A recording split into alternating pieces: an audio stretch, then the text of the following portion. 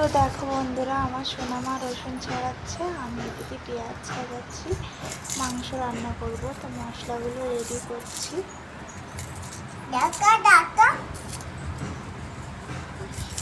তো মশলাগুলো রেডি করে নিতে হবে। আমার মেয়েটা বলছিল মা মাংস খাবো, তো মাংস রান্না করব। তো দেখো বন্ধুরা, এখন রসুনটা থেতো করে নেব। আমরা তো বাইরেতে থাকি, তো আমার মিক্সারও কেনা হয়নি এখনও, আর শিলনোড়া নেই।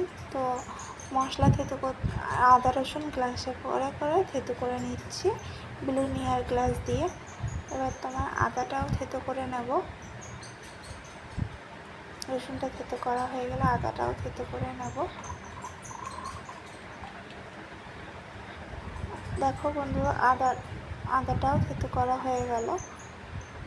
তো পুরো মশলাটা আমার রেডি হয়ে গেছে। এদিকে আলুটাও কাটা রয়েছে।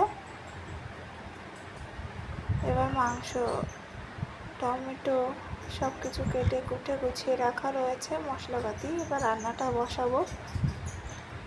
তো দেখো, গ্যাসটা ধরিয়ে নিলাম। এবার কড়াটা বসিয়ে এদিকে তোমার এলাচ, গোটা গরম মশলা, তেজপাতা একটা বাটিতে আলাদা করে রেখে দিয়েছি। এবার পরিমাণ মতো তেল দিয়ে নেব। তেল দিয়ে আলুগুলো এবার ভালোভাবে ভেজে নিতে হবে। প্রথমে আলুগুলো কড়াই দিয়ে দেবো।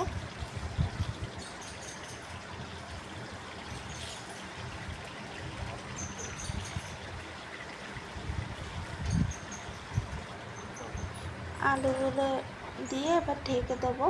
কিছুক্ষণ পরে আবার তোমাদেরকে দেখাবো। দেখো, আলুগুলো এক পিঠ ভাজা হয়ে গেছে।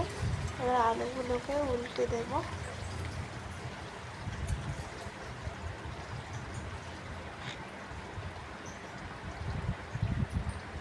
দেখো বন্ধুরা, আলুগুলো এবার উল্টে দিলাম।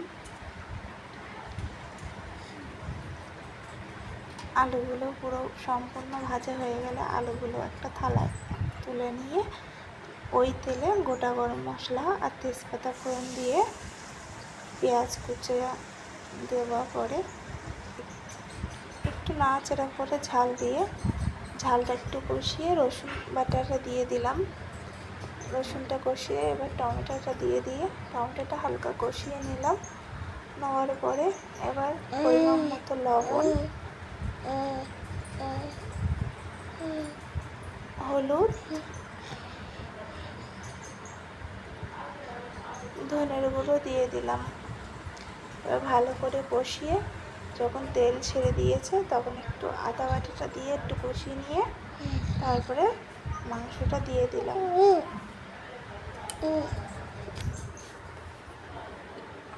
মাংসটা দেওয়ার পরে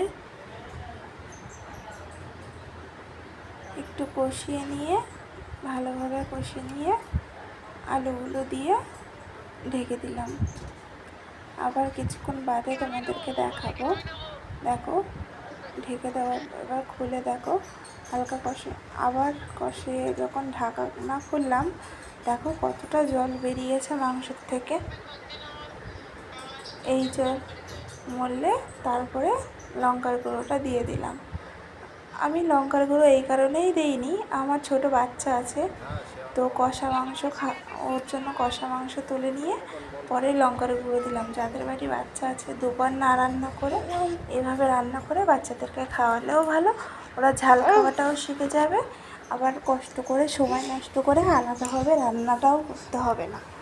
বিশেষ ক্ষেত্রে যাদের বাচ্চা আছে ছোট, তারা এইভাবে রান্নাটা করতে পারো। তো দেখো, এবার আমি জল দিয়ে দিলাম।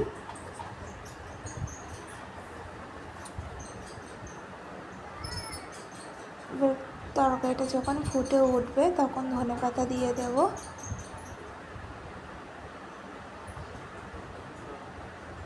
মরিচের গুঁড়ো, জিরের গুঁড়ো,